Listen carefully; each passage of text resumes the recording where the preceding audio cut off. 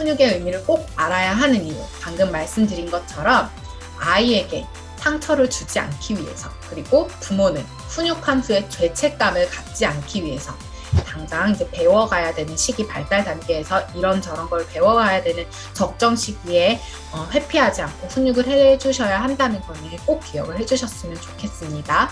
사실 무엇보다도 건강한 몸과 마음이 아이에게 상처를 주지 않는 최고의 방법인 것 같아요.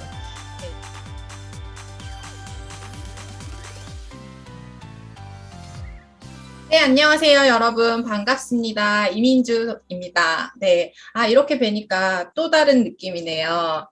항상 이렇게 제가 운영을 하다가 이렇게 좋은 곳에 또 초대를 해주셔서 너무너무 감사하고, 자, 그러면 화내지 않고 후회하지 않는 훈육 스킬 레벨업 시작해 보도록 하겠습니다. 네, 저는 앞서 설명해 주시고 소개를 해 주셨지만 또 제가 간단하게 소개를 드리자면 현재 이민주 육아 연구소를 운영하고 있고 또 아마 이민주 육아 상담소 유튜브 채널을 통해 더 많이 알고 계실 거예요. 그래서 육아 정보들을 이론으로 10분 동안 간략하게 매주 정리해서 올려드리고 있어요.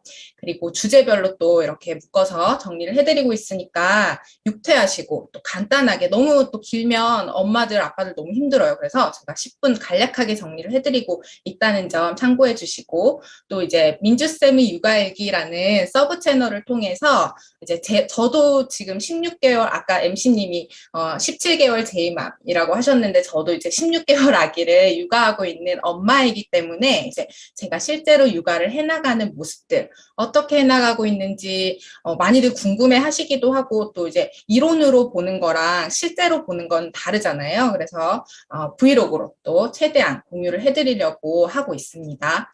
그래서 이렇게 운영을 하고 있고요. 그리고 지금 놀이 발달 일과 등을 브이로그로 제공하면서 이제 부모님들이랑도 활발하게 소통을 하고 있어요.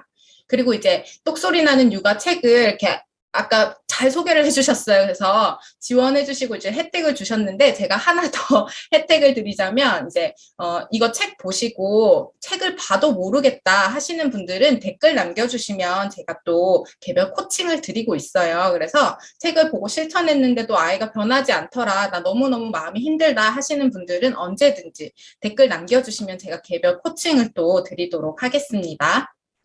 네. 그리고 고민 탐색을 오늘 해보고 그리고 훈육은 정확하게 무엇인지 그리고 또 언제부터 훈육을 어떻게 해야 되는지를 오늘 알려드릴 거예요. 훈육을 해야 되는 거는 맞는데 정확하게 무엇인지를 모르고 해야 되니까 하고 계신 부모님들이 굉장히 많더라고요. 그래서 오늘 그렇게 이제 진행을 하다 보니까 아무래도 아이도 상처받고 또 부모님들도 상처 주는 것 같고 마음이 되게 불편해요. 그래서 제가 오늘 그 방법이랑 시기 많이들 물어보시더라고요. 이제 세 돌은 안 됐는데 훈육을 해야 되는지, 아이는 세 돌이 되지 않았는데 떼 쓰는 거는 점점 심해지는데 어떻게 해야 되나 많이 궁금해하셔서 제가 이 부분도 좀 짚어드리도록 할게요.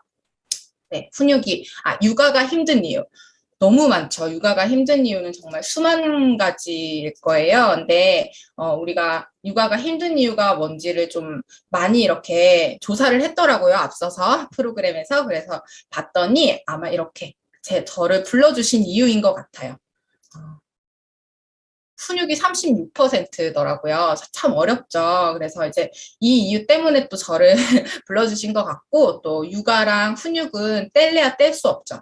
육아가 힘든 이유가 훈육이듯 훈육이 또 좀 덜 힘들어지면 육아가 좀 덜 힘들어질 수 있다라는 생각이 들기도 해요. 그래서 오늘 훈육을 좀 살펴볼 텐데 훈육이 어려운 이유를 제가 크게 세 가지로 좀 정리를 해드리려고 합니다. 아이의 발달 단계. 굉장히 많이 들어보셨죠? 아이의 발달 단계. 내 아이는 도대체 어떤 발달 단계에 있을까? 그리고 기질. 아이들 누구나, 사람은 누구나 기질을 타고난다. 내 아이의 기질은 어떻게 되는지. 아마 기질 검사 많이 해보신 분들도 계시고 아까 또 기질 검사 진행을 하고 계신 센터 소개를 해주셨어요. 그래서 기질 굉장히 중요합니다. 그리고 훈육법. 요 세 가지. 제가 봤을 때 이 세 가지가 굉장히 어려운 대신에 이 세 가지만 좀 잘 이해를 하더라도 훈육도 마찬가지지만 육아가 훨씬 쉬워지고 아이의 행동이 좀 이해가 되는 경우가 굉장히 많거든요. 그래서 오늘은 요 세 가지를 딱 알아간다라고 생각을 하시면 될 것 같습니다. 그래서 발달 단계를 제가 먼저 말씀을 드리려고 하는데, 발달 단계를 이해해야 아이의 행동이 이해가 될 수 있다. 도대체 왜 그러니? 도대체 내가 몇 번을 얘기했니? 이런 말들 굉장히 많이 하잖아요. 그래서 아이의 발달 단계가 이해되지 않으면 그런 마음이 많이 들 수 있어요. 도대체 아이의 행동이 이해가 안 되는 경우가 굉장히 많거든요. 그래서 아이의 행동, 발달 단계를 좀 이해를 해야 되는데, 문제 행동이 아닌 발달 단계에서 볼 수 있는 행동일 경우가 굉장히 많다라고 했어요. 그래서 보면은 우리가 훈육을 할 때 보면 아이가 잘못된 것을 가르쳐 주기 위해서 훈육을 진행을 하잖아요. 그런데 사실은 발달 단계를 살펴보면 이게 문제가 아이가 잘못한 행동이 아닌 경우들이 굉장히 많거든요. 그래서 오늘 그거를 조금 다 알려드리지는 못하지만, 이렇게 될 수 있구나. 내가 이렇게 좀 실수를 했을 수 있겠구나. 요거는 좀 알아가셨으면 좋겠다라고 생각을 해서 제가 부모님들이 흔히 하는 실수를 몇 가지 예를 들어 드릴게요. 먼저 분리불안. 분리불안 많이 들어보셨을 거예요. 아이가 주 양육자와 떨어졌을 때 굉장히 불안함을 느끼는 그런 모습들. 그럴 때 우리가 분리불안이라고 하는데요. 애착 형성의 시기도 많이 들어보셨을 거예요. 아이가 부모님과 떨어져서, 주 양육자와 떨어져서 그 불안해하는 시기에는 엄마에게 굉장히 많이 매달리고, 또 엄마가 화장실만 가려고 해도 화장실도 제대로 못 가게 하고, 또 집안일도 제대로 못 해요. 그러다 보면은 오늘 왜 이렇게 칭얼거리니? 엄마 잠깐 이것만 한다고 했잖아. 이렇게 되거든요. 근데 이거 시기를 잘 생각하셔야 되는 게, 아이들이 안정 애착 형성을 해가는 시기라면 불안감이 굉장히 클 수 있어요. 이거는 엄마와 떨어졌을 때 불안함을 느끼는 건 본능적인 것이기 때문에 이건 훈육을 하지 않아야 하죠. 그런데 우리는 아이가 계속해서 매달리고 엄마가 집안일도 못하게 하고 칭얼칭얼 거린다는 이유로 훈육을 하는 경우가 굉장히 많아요. 그래서 발달 단계를 잘 이해를 해야 하고요. 그리고 물건 던지는 행동. 이것도 훈육을 많이 하시더라고요. 근데 당연히 이거는 훈육을 해야 하는 상황은 맞아요. 그런데 아이의 발달 단계를 생각했을 때, 이건 아이가 공격성을 가지고 하는 물건 던지는 행동이 아니구나라고 판단이 됐을 때는 훈육을 하셔서 해결하는 거는 아닙니다. 어떤 경우가 있냐면, 아이가 태어나서 이제 어느 정도 시기가 되었을 때, 저희 아기가 딱 그 시기예요. 이제 돌 지나고, 세 돌 전까지 물건을 던지는 행동을 많이 하고, 예를 들어서 하이체어에 앉혀놨더니 밥을 먹어야 되는데 숟가락도 던지고 음식물도 던지고 이런 경우들 굉장히 많아요. 근데 아이들의 발달 단계를 생각해 보면 사실 이 시기에는 자기가 본인의 힘으로 물리적인 힘을 가했을 때 변화되는 현상에 굉장히 호기심을 가지고 즐거워하는 시기입니다. 그래서 높은 곳에서 물건을 툭 떨어뜨렸더니 탁 소리가 나면서 밑으로 슝 떨어지더라.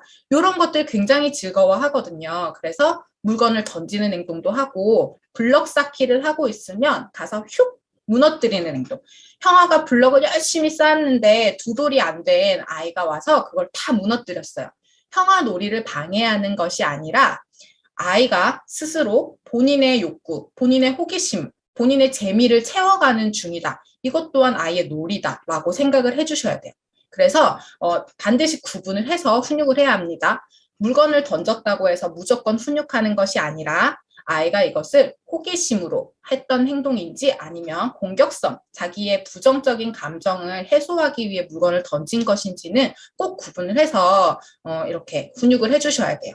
그래서 만약에 전자일 경우에는 아무래도 먹을 때 음식물이나 숟가락을 던지는 것은 안 된다고 간단하게 얘기를 하고 모델링을 보여주시는 거면 되는데, 이제 놀이 시간에 풍선을 친다든지 공을 던진다든지 발로 차본다든지 블럭을 높이 쌓아서 같이 무너뜨려 본다든지 이런 놀이들을 충분히 하도록 해서 아이의 욕구를 충분히 채워줄 수 있으면 아이는 그 다음 단계로 호기심이 충족이 됐기 때문에, 욕구가 충족이 됐기 때문에 그 다음 단계로 자연스럽게 넘어갈 수 있습니다.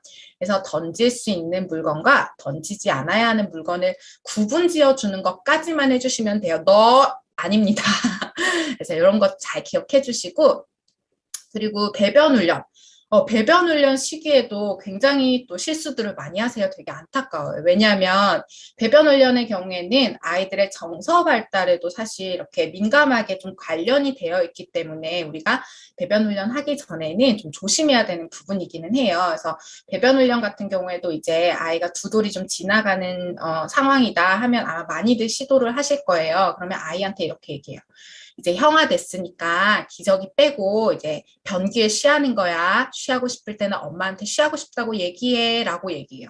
그러면 아이는 네 하고 대답합니다. 그런데 잠깐 후에 이제 팬티를 입혀뒀더니 팬티에다 쉬를 줄줄줄줄줄 하고 나서 엄마 쉬 하고 얘기해요. 그러면 이제 엄마는 실수할 수 있구나, 실수했구나 라고 얘기하고 이제 다음부터는 쉬하기 전에 엄마한테 얘기하는 거야 라고 말해요.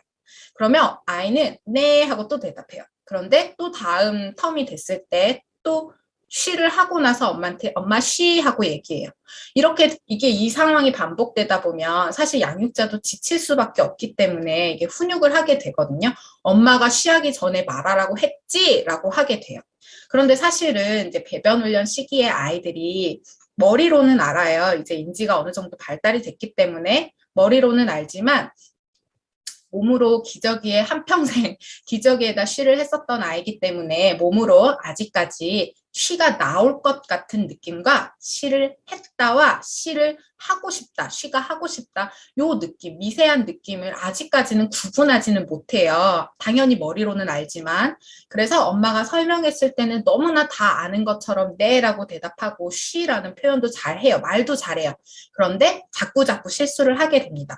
그러면 이거는 훈육할 것이 아니라 그 전에 충분한 연습 단계가 필요하구나라고 판단해 주시고 아이를 기저귀를 벗기기 전에 쉬텀이 되었을 때 기저귀를 한 상태에서 변기에 갈 수 있도록 엄마와 함께 가보도록 뭐 1시간 30분에 한 번씩 간다든지 뭐 1시간에 한 번씩 아니면 2시간에 한 번씩 이렇게 데려가서 아이가 쉬를 하지 않더라도 변기에 앉혀서 이런 과정을 반복해서 한 10번 정도 기저귀가 젖지 않고 변기에 10번 정도 쉬를 연속해서 성공을 했다.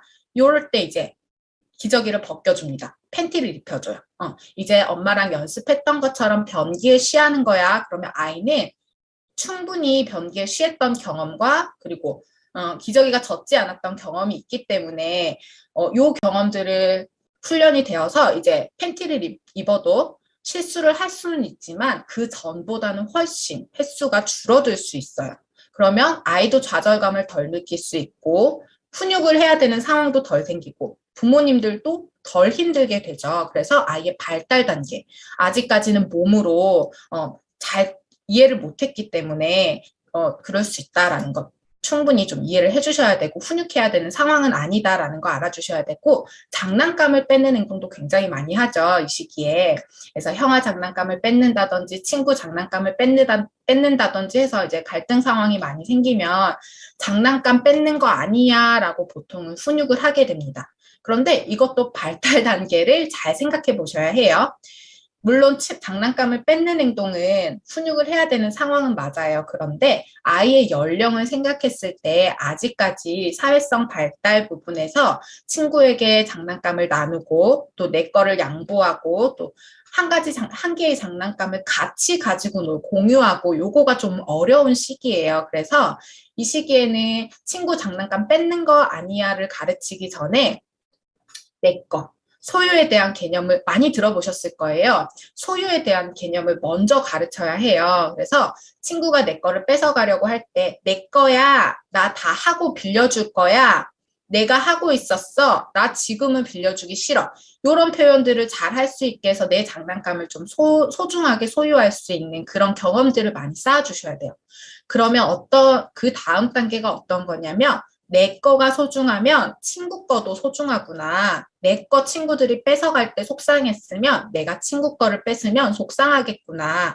요 정도 사회성 발달이 되었을 때 이제 장난감도 같이 가지고 놀고 장난감을 뺏지 못하게 훈육하고 요런 과정을 좀 거쳐주셔야 된다는 거 좀 기억해 주셔야 되고요. 그리고 거짓말하는 행동. 아마 이제 5살, 6살, 7살 이렇게 유아기로 넘어가면 이제 거짓말하는 행동을 조금 할 거예요. 그래서 그 거짓말은 나쁜 거죠, 사실. 거짓말은 나쁜 거 맞아요. 그런데 아이가 거짓말을 했을 때, 처음 거짓말을 했을 때 부모님들이 굉장히 이렇게 충격을 받아요. 그러면서 이제 너가 어떻게 거짓말을 하냐, 거짓말 나쁜 거다, 절대로 하면 안 된다라고 훈육을 해요. 그런데 사실 발달 단계를 또 잘 생각해 보면, 제가 요즘 내가 키운다라는 프로그램 굉장히 잘 보고 있는데, 거기서 로아가 정말 그 짧은 순간에도 정말 많은 상황극을 하잖아요. 그래서 요 시기 아이들이 그만큼 상상력, 역할놀이, 상상놀이, 극놀이 이런 것들을 굉장히 활발하게 하고 또 발달도 그만큼 활발하게 이루어지는 시기예요. 그러면 아이들이 정말 하고 싶은 욕구, 그리고 내가 눈으로 보고 들었던 경험, 요거랑 실제로 경험했던 거를 사실은 이렇게 구분해서 생각을 하기가 좀 어려울 때가 있고 또 더 심하게 그런 친구들이 있어요. 상상을 좀 더 많이 펼치는 아이들이 있고 구분이 좀 더 힘든 아이들이 있어요. 이런 경우에는 거짓말의 의도를 가지고 하는 거가 아니기 때문에 이렇게 아이에게 거짓말에 대해 옳고 그름을 훈육하기보다는 사실은 그거 너무 하고 싶었구나. 어떤 친구가 그거 보고 들었대, 듣고 왔대, 그거 하고 왔대. 이런 식으로 좀 경험에 대해서 인정을 해주고 아이가 하고 싶은 마음에 대해서도 좀 인정해주고 아, 하고 싶었구나. 그런데 사실은 그거를 우리가 하진 않았는데 너가 하고 싶으면 우리 다음 주 뭐 주말에 꼭 한번 해보러 가자. 이런 식으로 좀 구분을 지어주는 거. 상상과 현실을 구분 지어주는 정도로도 충분합니다. 그래서 요거를 훈육해야 되는 상황은 아니라는 거 좀 알아주셔야 돼요.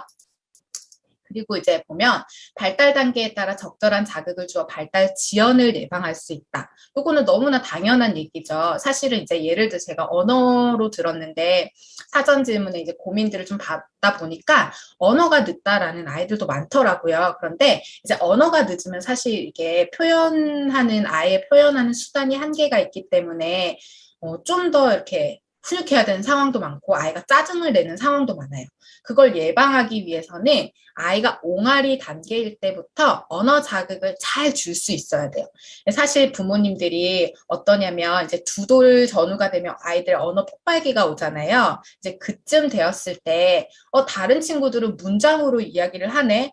우리 아이는 이렇게 되는 거예요. 그때 돼서야 이제 언어 발달, 언어 자극에 대해 고민을 하시거든요. 근데 아이들의 발달 단계를 미리 좀 고려를 한다면 옹알이 단계, 아이가 옹알이를 하고 있을 때부터 사실은 언어 자극을 충분히 그 단계에 맞게 줄 수 있어야 해요. 그래서 발달 단계를 좀 잘 이해해서 자극을 주어서 발달 지연을 좀 예방할 수 있도록 하자라는 걸 좀 아셔야 되고, 그리고 한글 같은 경우도 마찬가지예요. 한글 공부 5살 되면 이제 이름을 써야지 하면 공부를 시작하려고 하거든요. 학습을 좀 시작하려고 하는데 그보다는 그 전부터 한글에 좀 관심을 가질 수 있게 놀이도 하고 글자도 좀 보여주고 이런 식으로 학습한다, 놀이한다가 따로 생각할 것이 아니라 놀이를 통해서 좀 학습, 아이가 관심을 가질 수 있게 흥미를 끌어줄 수 있어야 해요. 그리고 아이 개개인마다 발달 속도가 다름을 인정해 주어야 한다. 이거 굉장히 중요한데요. 사실 뭐 10개월에 걷는 아기가 있는 반면에 또 18개월이 돼서야 걷는 아기도 있어요. 아이들이 어릴수록 사실 이렇게 발달의 속도가 차이가 크거든요. 그래서 발달 단계에 맞게 아이에게 적절한 자극을 주는 것도 중요하지만 다른 친구들과 비교하기보다는 내 아이의 발달 속도가 아이들마다 다 다르거든요. 영역마다도 달라요. 신체가 빠르다고 해서 이 아이가 언어도 빠른 건 아니거든요. 그래서 이것도 좀 잘 인정을 해주면서 부족한 부분에 내가 조금 더 즐겁게 자극을 줄 수 있어야겠구나 이렇게 좀 생각을 해주셨으면 좋겠습니다. 그래서 저희가 이제 또 기질을 빼놓을 수 없잖아요. 그래서 기질에 대해서도 많이 물어보세요. 그래서 기질도 다루려면 너무 방대하지만 이제 훈육을 할 때 기질을 좀 고려해야 된다는 거를 좀 잘 아셨으면 좋겠어서 제가 간단하게 좀 짚어드릴 거예요. 기질은 엄마 뱃속에서 신경 전달 물질에 의해 정해지는 거예요. 뱃속에서부터 아이가 이미 벌써 기질이 정해져서 나왔기 때문에 이거는 기질은 변하지 않아요. 그래서 내가 훈육을 이렇게 저렇게 해서 아이를 꼭 변화시킬 거야 안 됩니다. 그래서 좌절하지 마시고 기질은 나쁜 거는 없어요. 그냥 내가 요런 기질을 타고났구나, 내 아이가 요런 기질을 타고났구나 인정을 해주셔야 되지 내 아이의 요런 나쁜, 요거는 좀 고쳐주고 싶다. 요런 생각을 하는 것보다는 그걸 강점으로 살리고 대신에 성격, 우리의 사람의 성향이라는 게 있잖아요. 그래서 성격을 보시면 보통 18세까지 양육자의 태도나 환경이나 경험들에 의해서 성격이 형성될 수 있어요. 18세, 만 18세까지라고 하면 아직까지 우리 아이들 너무 많이 남았잖아요. 그래서 너무 지금 좌절하고 또 너무 급하게 지금 바로 막 고쳐주려고 하지 마시고 내 아이가 좀 이런 점이 좀 약한 것 같다 하신다면 이런 것들을 좀 경험시켜주고 이런 환경을 제공해 주어서 아이들의 성격을 좀 형성해 나갈 수 있도록 이런 강점을 좀 살릴 수 있도록 해주시면 됩니다. 그리고 아이마다 모든 사람이 성격이 같지 않고 기질이 같지 않잖아요. 다 다르잖아요. 그래서 아이마다 기질이 다르다는 거는 좀 인정을 해주셔야 돼요. 그리고 기질에 따라서 훈육법도 다릅니다. 제가 훈육법에 대해서 이제 책도 쓰고 강의도 하고 있고 또 영상도 업로드를 하고 상담도 해드리지만 항상 고민이 되는 게 뭐냐면 보편적인 방법을 말씀을 드리는 거예요. 사실 그래서 상담을 할 땐 좀 수월해요. 왜냐면 아이의 기질에 대해서 엄마에게 충분히 들을 수 있기 때문에.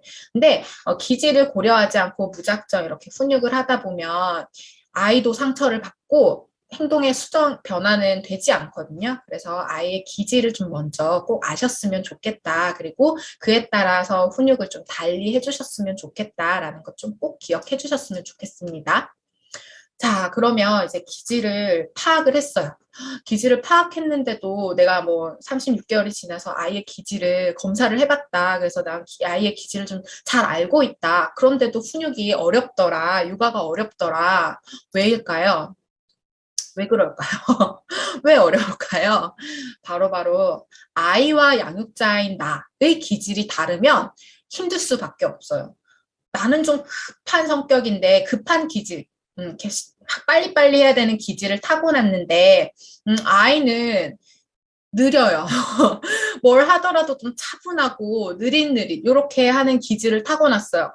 부모 입장에서는 속이 터질 수밖에 없겠죠. 그런데 이제 이렇게 좀 아이의 기질과 부모의 기질이 다르면 어쩔 수 없이 이제 훈육도 육아도 어려울 수밖에 없어요. 근데 아이가 사실 부모에게 맞추기는 어려워요.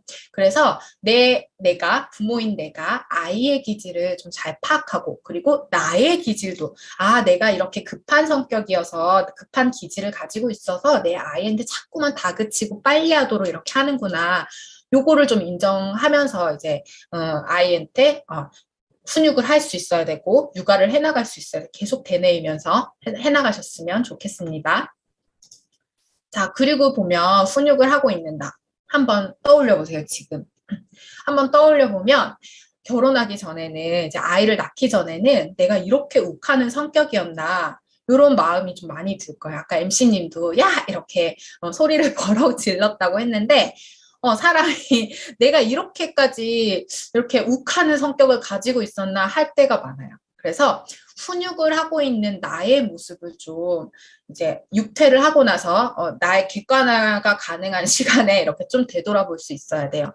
과연 내가 이성적으로 감정을 빼고 이성적으로 훈육을 잘 하고 있었나, 내 아이에게 화를 내지 않고 훈육을 한 게 맞나 이런 것들 좀 고민을 해보셔야 합니다. 그래서 훈육의 의미를 꼭 알아야 하는 이유, 방금 말씀드린 것처럼 아이에게 상처를 주지 않기 위해서, 그리고 부모는 훈육한 후에 죄책감을 갖지 않기 위해서 훈육을 하루에도 12번을 하게 되지만 사실 아이를 재워놓고 나면 굉장히 죄책감이 들고 미안한 마음에 또 눈물을 훔치고 이렇게 됩니다. 그쵸? 근데 아이한테 훈육을 하고 나서 죄책감이 들었다면 내가 하고 있는 훈육이 지금 하고 있는 훈육이 잘 하고 있는 게 맞는 건가? 라는 생각을 사실은 해보셔야 돼요. 아이한테 훈육을 하고 나서 오늘 잘 가르쳐 줬다. 아이가 요 정도는 그래 배울 수 있는 경험을 했다라고 이렇게 좀 산뜻한 기분, 가벼운 마음이 든다면 내가 훈육을 좀 잘 해나가고 있구나라고 생각할 수 있지만 물론 아이가 어떤 훈육 방식을 하더라도 울고 힘들어하는 모습을 보면 마음이 아픈 건 맞아요. 그런데 훈육한 후에 죄책감이 든다면 내가 하고 있는 훈육이 맞는지는 한번 점검을 해보셔야 합니다. 그러면 도대체 훈육을 어떻게 하란 말이냐? 훈육은 소리 지르고 혼내는 것이 아니라 가르치는 것임을 반드시 인지하셔야 돼요. 그래서 우리가 예를 들어 드릴게요. 또 내가 선생님이에요.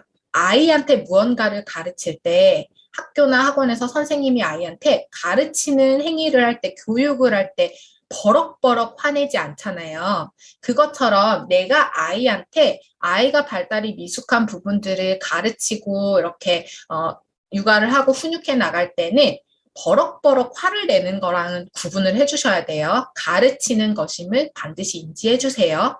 그리고 시기별로 훈육법이 다르다는 것도 조금 아셔야 돼요. 그래서 두 돌, 세 돌이 안 됐는데 훈육을 하지 말아야 한다라고 할 수는 없어요. 왜냐하면 아이들도 다 알아듣고 하지 말아야 하는 행동에 대해서는 부모님들은 누구나 그거는 위험해서 안 돼, 요거는 이래서 안 돼, 이건 저래서 안 돼 이렇게 말을 해주고 있어요. 그 과정 자체가 훈육이에요. 그렇다면 시기별로 훈육이 다른 것도 잘 아셔야 돼요. 제가 뒤에서 자세히 알려드릴 거예요. 그리고 양육 환경, 양육자 간 양육 태도, 훈육법에 대한 일관성을 유지해야 된다라고 했는데 우리가 양육 환경에서 엄마 스스로 기분이 오락가락, 컨디션이 오락가락 할 수 있어요. 그런데 내 기분에 따라서, 내 컨디션에 따라서 아이한테 다르게 훈육을 한다든지 다르게 육아를 하고 반응을 하면 아이는 혼란스러울 수 있어요. 그리고 엄마의 훈육, 엄마의 육아와 아빠의 훈육, 아빠의 육아가 행동이 다르고 일관되지 못하면 아이는 굉장히 혼란스러울 수 있어요. 그러면 떼쓰는 행동도 강화될 수 있고 문제 행동도 많이 나타날 수 있겠죠. 그러면 이제 또 육아는 힘들어지고 훈육은 힘들어져. 이렇게 좀 계속 안 좋게 이렇게 좀 힘들어지는 상황이 반복될 수 있다라는 거 좀 기억해 주시고요. 그리고 제가 시기별로도 좀 알려드릴 건데 36개월 이전의 아이들, 돌만 지나도 사실 잘했어 하는 긍정어와 안 돼 하는 부정의 의미는 이렇게 순간 멈칫하는 행동을 보더라도 아이가 이해하고 있구나, 요 정도는 수용하고 있구나라는 것을 알 수 있어요. 저희 아기도 지금 이제 16개월이 됐는데 이미 돌 전부터 뭐 들어눕기 시작하고 소리를 지르고 뭐 이렇게 하는데 아이들은 이렇게 눈치로도 알지만 이제 안 돼와 잘했어는 이렇게 수용 언어라고 하죠. 언어적으로도 조금 이해를 할 수 있는 단계다라고 할 수 있고 더군다나 뭐 두 돌이 지나가면 너무 충분히 이해를 하기 때문에 36개월 이전까지 모든 것을 허용해 주는 것은 아닙니다. 그리고 36개월 이후에 제지하면 이제 그 전까지는 너무나 다 모든 것이 수용되고 허용됐지만 36개월 이후가 됐다고 이제 37개월부터는 너는 안 되는 거야. 이제 규칙은 지키는 거야. 뭐 이런 식으로 되면 아이는 혼란스러울 수 있어요. 그리고 36개월 이전에도 그 단계에 맞게 훈육을 해나가야 되는 이유가 뭐냐면 한 번 습관이 잘못 들고 나면 행동을 수정하기가 굉장히 힘들어요. 저 우스갯소리로 제가 얼마 전에 저희 신랑한테 이제 아기 아빠한테 처음부터 좀 다시 하고 싶다. 이런 얘기가 왜 나오냐면 사실 이렇게 다 인지하고 다 발달이 되고 다 큰 성인도 이렇게 습관을 고치려면 굉장히 어려워요. 저도 마찬가지고 굉장히 어려워요. 그래서 잘못된 행동을 수정하는 것보다는 처음부터 안 되는 것에 대해서 좀 알려주는 게 훨씬 아이도 수월해요. 그래서 저희가 이제 요플레를 먹었는데 엄마랑 아빠는 그냥 그대로 상에 놓는데 저희 아기 16개월 됐다고 했잖아요. 다 먹더니 이제 그 통을 가지고 쓰레기통에 가서 버리는 거예요. 그래서 엄마 아빠보다 아기가 훨씬 낫다 이런 얘기를 우스갯소리로 했었거든요. 그래서 습관이 잘못 형성되기 전에 그때그때 아이의 발달에 좀 맞춰서 잘 알려주자라고 좀 생각을 해주셔야 되고 그럼에도 아이의 발달 수준 우선적으로 고려해야 된다는 것은 꼭 아셔야 합니다. 새 돌이 안 됐는데 앉혀놓고 눈물 그칠 때까지 엄마 기다릴 거야. 요거는 아니에요. 아이가 정서 발달, 아직까지 스스로 눈물을 그치고 감정을 조절하는 거 어려운 단계예요. 그거는 아이한테 요구해서는 안 되는 거예요. 그래서 아이 발달 단계, 아까 말씀드린 거, 발달 단계를 잘 알고 아이가 할 수 있는 것까지만 요구를 하면서 훈육을 해나가셔야 합니다.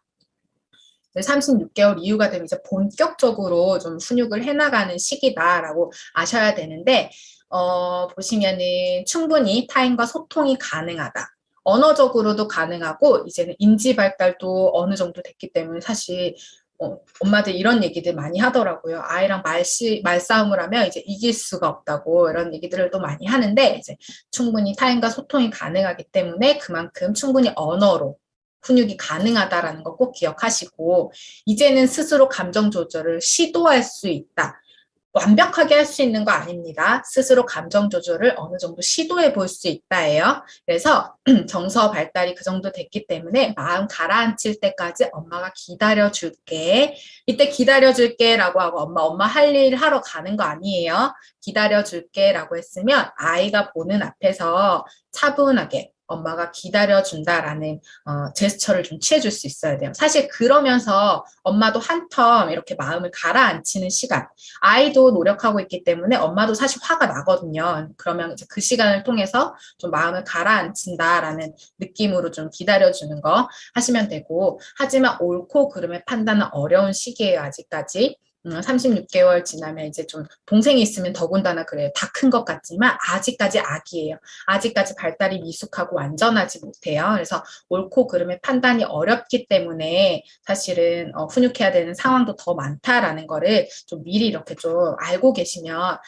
그래서 그렇구나. 너가 아직까지 아기구나. 옳고 그름 판단이 어렵구나. 이렇게 생각할 수 있는 여유가 좀 생기거든요.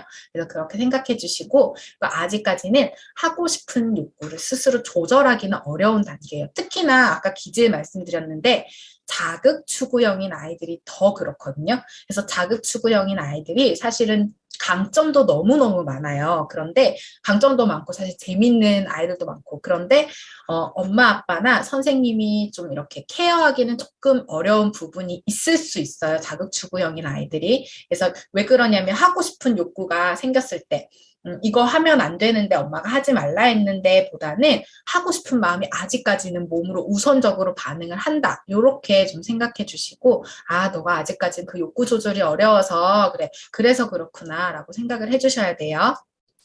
그리고 훈육 방법에 대해서 이제 말씀을 드릴 텐데 주 양육자와 안정적인 애착 형성. 애착 형성 굉장히 중요해요. 애착 형성은 제가 항상 말씀드리지만 어떤 아이들의 전반적인 발달에 있어서 정말 이게 뿌리라고 할 수 있거든요. 안정적으로 애착 형성이 잘 되어야지 그 다음 단계가 잘 돼요. 사회성 발달도 잘 될 수 있고 나가서 이제 또래랑도 잘 지낼 수 있고 또 교사랑도 잘 지낼 수 있고 또 뭐 회사에 가면 이제 회사 사람들이 동료랑도 직장 동료랑도 잘 지낼 수 있고 이게 애착 형성에부터 시작이 된다라고 좀 생각을 해주시고 아이가 애착 형성 좀 잘 해줄 수 있게 안정적인 애착 형성을 할 수 있게 그래야 훈육도 잘 할 수 있어요. 그래서 엄마가 아빠가 나를 사랑하지만 나를 이렇게 가르쳐 주려고 그러는구나 이런 믿음이 있어야 또 아이가 행동이 수정이 되잖아요. 그래서 애착 형성 잘 해주셔야 되고 아까 말씀드린 것처럼 양육자의 일관된 태도 중요합니다. 근데 양육자도 사실은 엄마 아빠도 사람인지라 화가 불쑥불쑥 날 때가 있고 하루에도 12번 훈육을 하다 보면 속에 천불이 나기도 하고 이렇게 머리가 쭈뼛쭈뼛 서기도 하고 그리고 매번 엄마 아빠가 이렇게 컨디션이 좋을 수는 없어요. 그렇기 때문에 거기에 따라서도 또 이렇게 좀 힘든 부분들이 있어요. 그런데 아이를 키우려면은 이제 우리는 성인이잖아요. 그러면은 이제 그 정도는 조금은 이제 노력을 해서 조금 최대한 이렇게 좀 일관된 태도를 좀 보일 수 있게 노력을 해야 된다라는 거는 좀 항상 인지를 하고 있어야 될 것 같아요. 그리고 양육자 간 일관성. 엄마, 아빠, 또 조부모님들이 요즘에 좀 많이 케어를 좀 육아에 참여를 해주시기 때문에 조부모님들 계시다면 조부모님도 좀 일관되게 할 수 있게 참 어려워요. 특히나 우리 시부모님들이 도와주면 너무너무 감사하지만 사실은 이렇게 말씀을 드리기가 좀 어려운 부분이 있어요. 그래서 우리 육아를 할 때는 우리 운동을 하더라도 이렇게 팀플레이를 하다 보면 소통이 굉장히 중요하잖아요. 이렇게 승리를 하는데 그것처럼 육아를 함께하는 요 팀, 엄마, 아빠, 조부모님, 뭐 선생님까지도 좀 소통을 좀 많이 하고 일관된 태도를 유지하는 게 굉장히 중요하다라는 거 좀 알아주셔야 되고요. 그리고 양육자의 감정 배제, 이거 제일 어려운 것 같아요. 네. 그래서 감정이 올라왔을 때는 차라리 훈육을 하지 않는 것이 좋아요. 왜냐하면 아이도 이렇게 엄마가 화를 내고 있을 때 아이 감정도 격해져서 막 뒤집어지고 있는데 엄마 감정도 격해서 계속해서 이렇게 지침만 제공을 하다 보면 아이도 들리지 않고 엄마도 올바른 훈육을 할 수는 없어요. 그래서 나중에 엄마는 죄책감밖에 안 들고 아이들은 상처밖에 안 났는데 실제로도 아이들이 이렇게 오면 선생님 어제 엄마한테 혼났어요 라고 얘기해요. 왜 혼났어? 라고 물어보면 몰라요. 이렇게 대답하는 경우가 굉장히 많거든요. 엄마가 화가 엄청 많이 나서 혼났어요. 이렇게 얘기를 해요. 그래서 너무 이렇게 감정 컨트롤이 안 될 때는 훈육을 차라리 하지 않는 것이 좋아요. 그래서 아이한테는 말을 해야 돼요. 회피하라는 것이 아니라 아이한테 엄마 지금 너무 화가 나서 지금은 너랑 이야기하기가 좀 힘들 것 같아. 잠깐 있다가 나중에 얘기하자. 그리고 너도 마음 좀 가라앉히고 있어. 이런 식으로 조금 시간을 벌 수 있는 것도 좋고 화장실 잠시 다녀와서 세수를 한번 한다든지 손을 한번 씻는 것만으로도 좀 환기가 되거든요. 그래서 창문도 한번 열어서 찬바람도 한번 쐬고 이렇게 좀 해주시면은 도움이 많이 될 수 있습니다. 훈육 담당자를 정하지 않기라고 했는데 집집마다 보면 훈육 담당자가 정해져 있는 경우가 많아요. 엄마가 아이에게 훈육을 하는 담당자인 경우가 또 특히 많고요. 근데 그렇게 하면은 아이가 이 사람한테는 이렇게 행동하고 저 사람한테는 이렇게 행동하고 이렇게 될 수가 있고 아이가 잘못했다라는 그런 인식을 하기보다는 내가 요 사람한테 이렇게 눈치만 조금 더 생길 수 있거든요. 그렇기 때문에 훈육은 그 상황 아이와 있었던 그 상황에서 아이가 어떤 가르침을 받아야 되는 그런 상황에서 당사자가 훈육을 해주셔야 합니다. 그거 꼭 기억해 주세요. 그리고 아빠가 훈육이 조금 서툰데 아빠가 훈육을 하고 있거나 엄마가 훈육이 좀 서툰데 엄마가 훈육을 하고 있더라도 그 당시에는 개입하지 않는 것이 좋아요. 그래서 부모님끼리 이제 의견이 다르다면 아이를 훈육하는 상황에서 이렇게 말다툼이 일어나는 경우가 많아요. 그런데 그것보다는 훈육이 끝나고 나서 이제 함께 소통을 할 수 있는 시간에 조율해 나갈 수 있도록 해야 합니다. 그리고 마지막으로 훈육의 상황 회피하지 않기라고 했는데 5살, 6살 이제 넘어가고 7살 되면 부모님들이 이제 훈육을 하는 게 지치고 힘들어요. 또 그런다 또 이제 6살, 7살 때 말도 너무 잘해요. 엄마 아빠가 어떻게 하면 화가 나는지도 너무 잘 알아요. 감정을 너무 잘 건드리는데 그래서 훈육의 상황을 너무 힘들다는 이유로 회피하는 경우가 굉장히 많아요. 그런데 아이들은 계속 크죠. 지금 취학 전에도 이렇게 힘든 상황인데 제대로 이렇게 훈육을 하지 않는다면 이제 초등학교 가고 고학년이 되고 중학교에 가면 정말 컨트롤이 힘들거든요. 그렇기 때문에 아이가 지금 당장 이제 배워가야 되는 시기 발달 단계에서 이런저런 걸 배워가야 되는 적정 시기에 회피하지 않고 훈육을 해주셔야 한다는 거는 꼭 기억을 해주셨으면 좋겠습니다. 이렇게 해서 이제 훈육 방법도 간단하게 좀 마무리를 해보고요. 그리고 마지막으로 제가 말씀드리고 싶은 거, 우리 부모님들 육아하실 때 너무 많이 지치고 힘든 거 너무 잘 알거든요. 저도 육아를 하고 있고 독방 육아를 하고 있기 때문에. 근데 사실 무엇보다도 건강한 몸과 마음이 아이에게 상처를 주지 않는 최고의 방법인 것 같아요.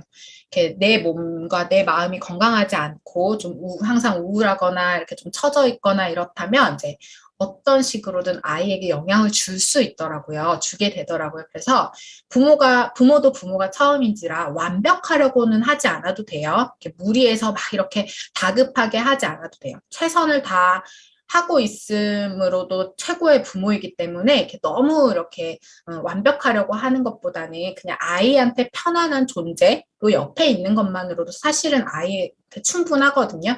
그래서 그렇게 해주시고 그리고 우리가 마음이 뾰족뾰족하면 아이들은 상처받고 또 아이 마음도 뾰족뾰족할 수밖에 없어요. 그래서 우리가 좀 마음을 이렇게 좀 동글동글하게 할 수 있으면 좋겠다라고 너무 이렇게 내가 훈육을 잘못하고 있나 훈육의 방법에 대해서 막 이렇게 찾아보는 것 또 필요하긴 하고 좋기는 한데 그보다도 이제 내가 마음을 조금 동글동글하게 편안하게 그렇게 좀 갖고 나갈 수 있는 게 좋을 것 같고 그리고 이제 아이들도 보면 완전하게 이렇게 그대로 머물러 있는 거 아니거든요. 항상 뭐 10번을 20번을 말해도 또 그런 행동을 하는 것 같지만 조금씩 조금씩 고쳐지고 있고 조금씩 조금씩 성장해 가고 있기 때문에 이제 시간이 조금 지났을 때는 훨씬 도움이 된다라는 거, 많이 바뀌어 있다라는 것도 좀 아셨으면 좋겠어요. 그 성취감도 느끼고, 네, 저는 이렇게 좀 마무리를 하도록 하겠습니다. 네. 네, 감사합니다. 지금까지 이민주 소장님의 화내지 않고 후회하지 않는 훈육 스킬 레벨업 강의를 함께 하셨습니다. 훈육을 해야 하느냐, 하지 말아야 하느냐, 한다면 언제부터 해야 되느냐, 어떻게 해야 되느냐에 대해서 자세히 이야기를 해주셨습니다. 아기의 발달 단계와 기질에 따라서 훈육법을 달리해야 한다. 그 시기에 의뢰해야 하는 행동, 하는 행동이라면 훈육보다는 좀 이해하는 것이 중요하다는 말씀과 함께 6태 후에 돌아봤을 때 죄책감이 든다면 훈육의 방법이 좋지 못한 걸 수도 있다. 상쾌한 마음이 들도록 다시 한번 자신을 돌아보라 하셨는데 저를 많이 돌아보게 되는 시간이 아니었나 싶습니다. 강의를 해주신 소장님께 다시 한번 감사의 말씀 드리면서 사전에 그럼 들어온 질문들 제가 한번 드려보도록 할게요. 청개구리 기질을 보이는 아이에 대한 질문들이 들어왔는데 반대로 행동하고 말하려는 청개구리 아이 어느 정도로 훈육과 통제가 필요할까요? 그냥 시간이 지나면 나아지겠거니 하고 그냥 지나치면 될까요? 라는 질문을 주셨는데 비슷한 질문을 0세에서 2세의 아동을 가진 또 분이 질문을 주셨고 한 분은 3세에서 5세에 해당하는 자녀를 두신 분이 질문을 주셨어요. 연령대에 맞게 좀 답변을 주시면 좋을 것 같아요. 네, 이 질문을 제가 받고 많이 웃었어요. 왜냐하면 최근에 정말 많이 받았던 질문이에요. 그래서 생각해보면 질문들이 다 비슷하다라는 거는 이제 그 시기마다 아이들이 비슷한 행동을 하고 있다라는 거. 그래서 저도 이제 많이 느끼고 있어요. 아이를 키우면서. 네. 그래서 말씀을 드리고 싶은 게 이게 연령도 중요하지만 이제 제가 말씀드린 것처럼 아이의 발달 정도에 따라서 엄마가 아빠가 그 정도까지 해주면 된다라는 것만 아시면 되고 맥락은 똑같아요. 근데 이제 요거 아셨으면 좋겠어요. 아이가 청개구리처럼 행동할 때 엄마가 되게 화가 나고 속이 부글부글하고 감정이 격해져요. 근데 아이는 그걸 너무 잘 알아요. 이제 어느 정도 3살, 4살, 5살 요 정도가 되면 내가 엄마의 어떤 부분을 건드렸을 때 엄마가 감정이 흔들리더라. 이걸 너무 잘 알거든요. 그래서 청개구리처럼 행동을 하는 거예요. 그래서 아이의 말에 흔들리지 않는 부모 이게 좀 먼저 좀 돼야 될 것 같아요. 그래서 그렇게 되기 위해서는 이제 아이가 해서 되는 행동과 하면 안 되는 행동에 대한 그 가이드, 지침을 부모님들이 먼저 설정을 해야 될 것 같아요. 그래서 아이가 요런 행동, 저런 행동, 요런 말, 저런 말을 좀 휘청휘청 하기보다는 사전에 요거는 되는 거야, 요거는 안 되는 거야, 여기까지는 허용할 수 있지만 이거는 안 되는 거야. 요거를 조금 딱 가이드를 설정해 주시고 아이가 어떤 말, 어떤 행동을 하더라도 이거 지침을 좀 이렇게 딱 제시를 할 수 있고 또 아이 말에 휘청이지 않을 수 있지 않을까라는 생각이 듭니다. 네. 참 많은 질문들이 들어왔는데요. 시간 관계상 질문 한 개만 드려보고 나머지 질문은 잠시 뒤 토크쇼에 이어가 보도록 하겠습니다. 소장님 감사합니다. 네, 알겠습니다.